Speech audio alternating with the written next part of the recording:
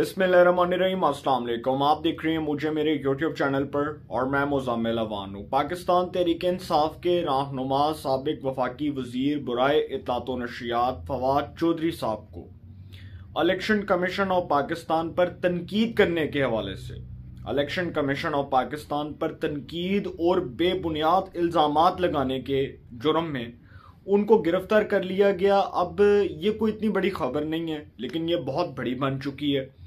सबसे पहले तो वो लोग जो ये बात करते हैं कि मैं फवाद चौधरी साहब की गिरफ्तारी पर कैसे रिस्पॉन्ड करूंगा, तो मैं तो सर फवाद चौधरी साहब की गिरफ्तारी की शदीद अल्फाज में पहले तो मजम्मत करता हूँ, और फिर दूसरी तरफ अगर देखा जाए तो ये गिरफ्तारी जिस पस मंज़र में देखी जा रही है, अब जिस हवाले से इस गिरफ्तारी के ऊपर तज्ज़िये और तबसरे हो रहे हैं और कहा जा रहा है कि जी फवाद चौधरी साहब को गिरफ्तार तो कर लिया गया, लेकिन इल्ज़ाम को इतना बड़ा नहीं था चूंकि इलेक्शन कमीशन पर तनकीद थी, और इलेक्शन कमीशन पर तनकीद को पाकिस्तान के अंदर एक मामूली तनकीद समझा जाता है। अब मैं आपको बताता हूं कि आइन और कानून क्या कहता है। देखें, इलेक्शन कमीशन ऑफ पाकिस्तान जो है उसको अदालती इख्तियारात हासिल है। वो किसी भी रुकने पार्लियामेंट को डिसक्वालीफाई कर सकता है असासे छुपाने की बुनियाद पर, गलत मिस डिक्लेरेशन की बुनियाद पर, गलत इल्ज़ामात की बुनियाद पर। वो इलेक्शन कमीशन ऑफ पाकिस्तान कानूनी कार्रवाई का मजाज होता है। लेकिन चूंकि अब ये जो इल्ज़ामात लगाए जा रहे थे, ये जो किरदार कशी की जा रही थी, ये जो करैक्टर असैसिनेशन हो रही थी, ये जो फवाद चौधरी साहब कर रहे थे, इससे पहले अभी तक तो इमरान खान साहब जो हैं उनकी जुबान से, वैसे इमरान खान साहब को पूरे पाकिस्तान को इस बात का क्रेडिट देना चाहिए कि इमरान खान साहब की जुबान से पाकिस्तान का कोई शहरी महफूज नहीं है। अब इलेक्शन कमीशन को उठाकर देख लें, उस पर इमरान खान साहब गालियां देते नजर आते हैं। फौज को देख लें, उसको इमरान खान साहब दिन रात गालियां देते हैं।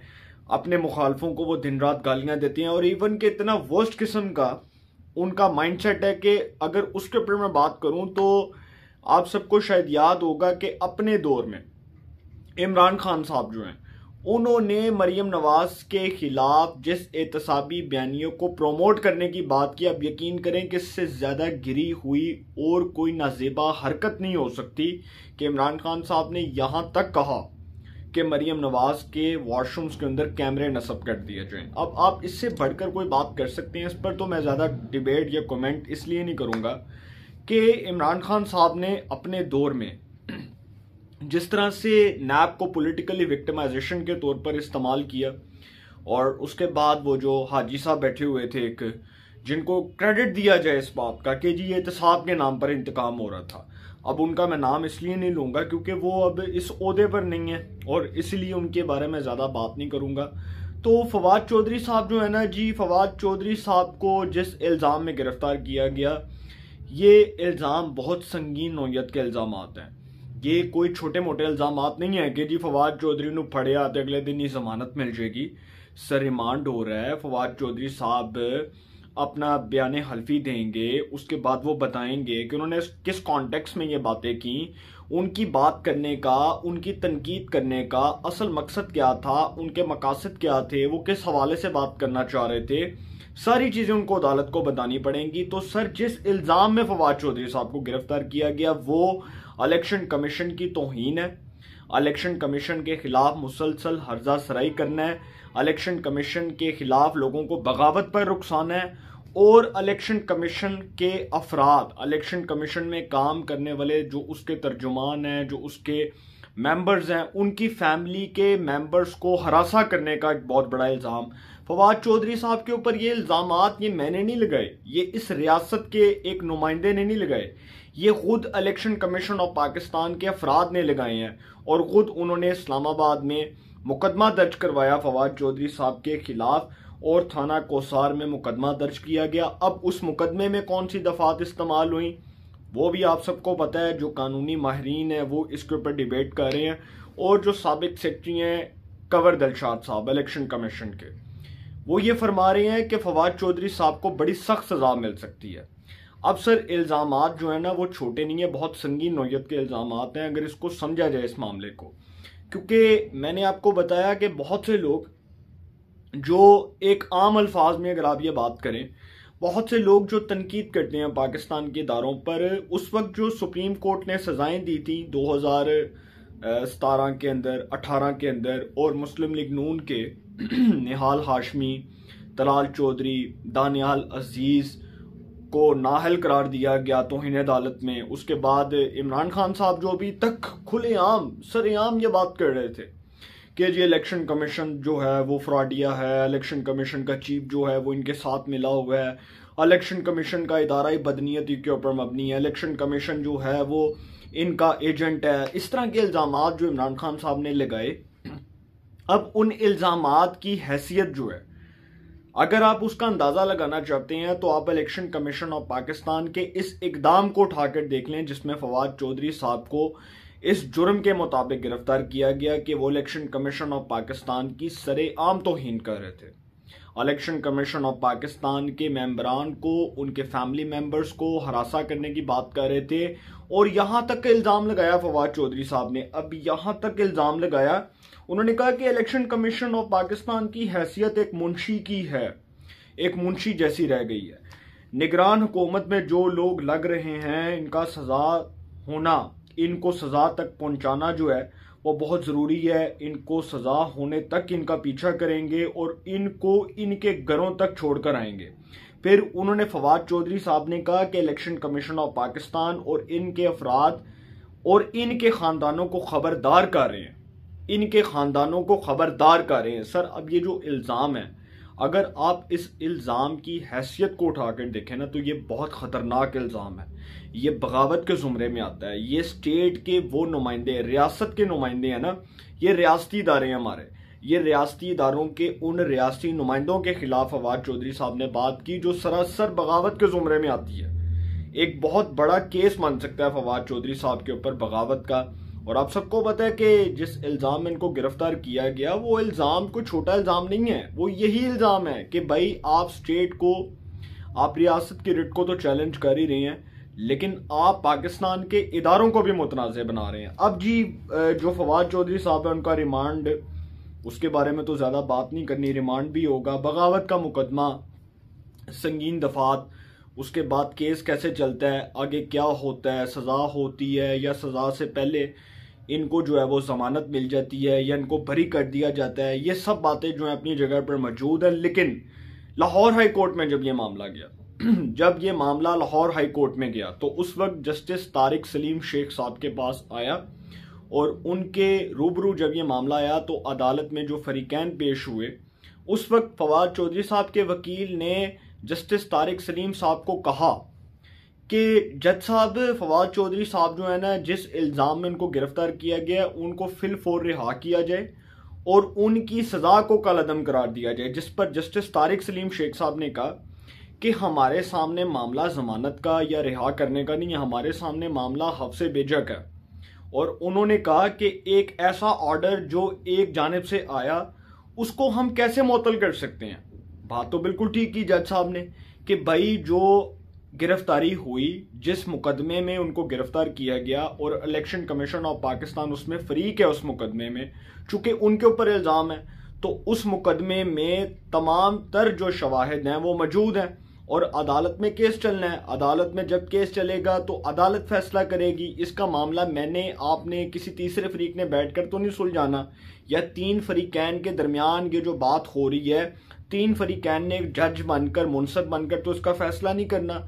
इसका फैसला तो पाकिस्तान की अदालतों ने करना है कि फवाद चौधरी साहब के साथ क्या होना है। लेकिन उन्होंने कहा कि जस्टिस तारिक सलीम शेख साहब ने कहा कि लाइन क्रॉस नहीं कर सकते, अब ये हिरासत गैर कानूनी नहीं, मतलब उनके सामने जो ये मामला था लाहौर हाई कोर्ट ने फवाद चौधरी साहब की गिरफ्तारी को गैर कानूनी करार देने से इनकार कर दिया। चूंकि उनके सामने तहरीक इंसाफ ये मामला लेकर गई कि जी जो उनको गिरफ्तार किया गया इस गिरफ्तारी को गैर कानूनी करार दिया जाए, लेकिन वो नहीं दे सकते।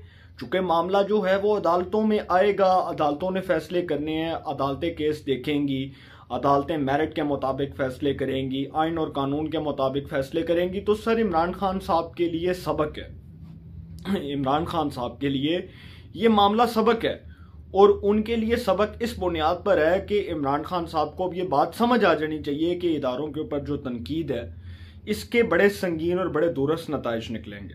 इमरान खान साहब को ये बात समझ आ जानी चाहिए कि अदालतों के जो इख्तियारात हैं वो अदालतों तक महदूद हैं। अदालतें किसी गैर आईनी काम को प्रोमोट करने की मुतहम्मिल नहीं हो सकती। अदालतों ने बिल्कुल ठीक करना है सर, अपना काम करना है। जस्टिस तारिक सलीम शेख साहब ने ठीक कहा है कि हमारे सामने जो मामला है वो गैर कानूनी नहीं है। हमारे सामने ये मामला नहीं है कि सजा को गैर कानूनी करार दो, बल्कि हम लोग इसको गैर कानूनी इस बुनियाद पर करार नहीं दे सकते कि ये तो केस चलना है। अब आप आकर कहें कि जी जो मुजरिम है उसने कत्ल कर दिया, ठीक है, मुलजम ने जो है वो कत्ल कर दिया और कत्ल करने के बाद एतराफ़ कर लिया कि मैं कातिल हूँ, तो अदालत में जाकर उसका भाई या दूसरा फरीक जो उस केस में उसके साथ खड़ा होगा, जो मदई होगा, वो मदई अदालत में जाकर ये तो नहीं कहेगा कि जी जो मुलजम है उसने कत्ल कर लिया, एतराफ़ कर लिया, लिहाजा उसको जमानत दे दीजिए। सर उसके ऊपर अदालत ने फैसला देना है, उसको अदालत ने आइन और कानून के मुताबिक सजा देनी है। जो कानून कहता है, जो कानून के अंदर लिखा है, अदालत ने उसके मुताबिक फैसला करना है। अदालतें अपने मुताबिक तो फैसले नहीं करेंगी, अदालतें शख्सियात की शक्लों को देखकर तो फैसले नहीं करेंगी, अदालतों ने तो मेरिट के मुताबिक फैसला करना है। तो ये जो मामला है ना, ये अब इसके ऊपर देखते हैं क्या होता है। लेकिन परवेज़ इलाही साहब ने इमरान खान साहब की आप समझ लें कि बोलती बंद कर दी है। परवेज़ इलाही साहब ने इमरान खान साहब के ऊपर लंका डाल दी।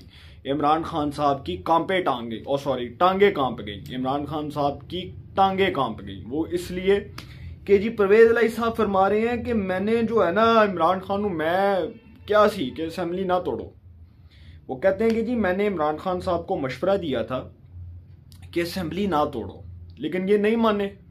अब वो ये बात कर रहे हैं कि इमरान खान के करीबी लोगों में से एक पकड़ा गया, पहले पकड़ा जाता तो काम ठीक रहता। अब ये परवेज़ इलाही साहब जिस किस्म के बयानात दे रहे हैं, ये तो इमरान खान साहब को डरा रहे हैं, और ये डेफिनेटली डराएंगे सर। उसकी वजह ये है कि परवेज़ इलाही साहब के साथ कोई अच्छी हुई है, वज़ारत आला भी गई, हुकूमत भी गई, अय्याशियाँ भी गई, अपने जो मनपसंद अफराद लगाए थे ब्यूरोक्रेसी में वो भी गए।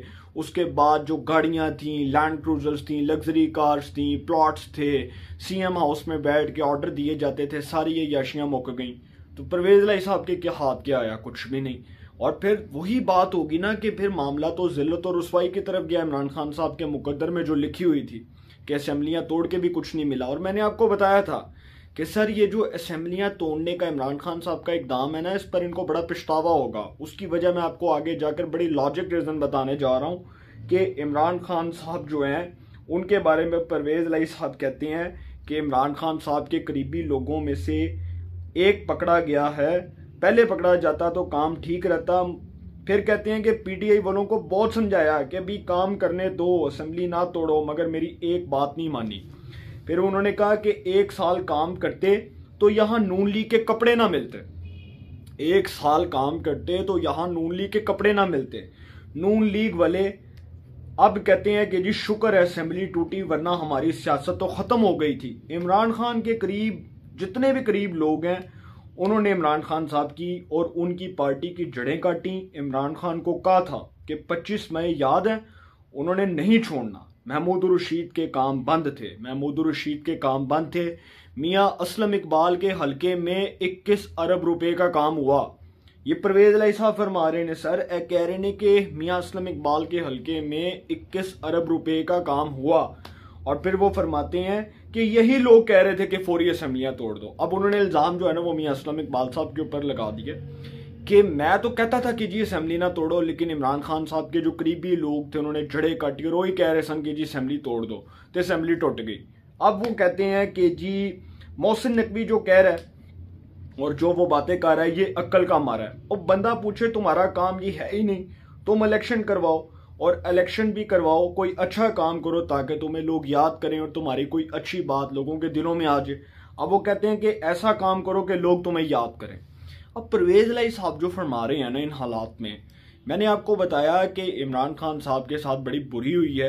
पहले तो परवेज़ इलाही साहब के साथ बड़ी बुरी हुई और इमरान खान साहब इस कॉन्फिडेंस में थे, इस एतमाद में थे कि जी चूंकि असेंबलियाँ टूट गई, इलेक्शंस तो वैसे ही 1 महीने बाद 2 महीने बाद कॉल हो जाने हैं और निगरान गवर्नमेंट आएगी, 3 महीने बाद इलेक्शंस हो जाएंगे, तो सर इलेक्शन कोई नहीं होने, क्योंकि पता लगा कि नई हल्का बंदियों के मुताबिक इलेक्शंस होने हैं। और फवाद चौधरी साहब की गिरफ्तारी के बाद, ये बात मैं आपको ब्रेकिंग न्यूज़ के तौर पर बता रहा हूँ, फवाद चौधरी साहब की गिरफ्तारी के बाद इमरान खान साहब की बारी है, उसके बाद कुछ दीगर लोगों की बारियां हैं, तहरीक इंसाफ के बड़े लोगों की बारियां। मोना सलाई साहब तो अच्छे टाइम पर मुल्क से चले गए और शुक्र अदा करें कि वो अपनी जान बचा कर चले गए, जान हथेली पर रख कर नहीं, जान बचा कर निकल गए। और अगर वो पाकिस्तान में होते तो बहुत बुरा होता। अब परवेज इलाही साहब को नजर आ रहा है और रिटर्न ऑन द वॉल नजर आ रहा है कि अब उनकी खैर नहीं है। इस गवर्नमेंट ने उनका नाम ECL में डालना। और आपको एक और ब्रेकिंग न्यूज दूं, एक और आपको बहुत बड़ी खबर दूं, मुस्तनद खबर दूं कि परवेज इलाही साहब को तो अपनी सियासी मौत नजर आ ही रही है, इमरान खान साहब को भी आ रही है, लेकिन कुछ पाकिस्तान के मीडिया पर्सन्स जो भी तक इमरान खान साहब के नैरेटिव को सपोर्ट करते रहे, जो भी तक ट्रोलिंग्स कर रहे हैं फौज के खिलाफ सोशल मीडिया के ऊपर, जो भी तक FIA के खिलाफ ट्रोलिंग्स कर रहे हैं, जो भी तक जो है वो NAB के खिलाफ, इलेक्शन कमीशन के खिलाफ ट्रोलिंग्स कर रहे हैं, सर उनकी खैर नहीं है। ये मैं आपको बता दूं, वो जो मैंने आपको एक व्लॉग में बताया था कि 11 सहाफियों की लिस्ट गई है और गवर्नमेंट ने डिसाइड किया कि उनके नाम ECL में डाल दो, एग्जिट कंट्रोल लिस्ट में डाल दो, तो इसका मतलब कि वो भी हथे चढ़ेंगे और बड़े बड़े लोगों की शामत आने वाली है। अभी बड़ी गिरफ्तारियां होनी है। फवाद चौधरी साहब की गिरफ्तारी तो ट्रेलर है और बकौल ब्रिगेडियर एजाज शाह साहब अभी तो पार्टी शुरू हुई है।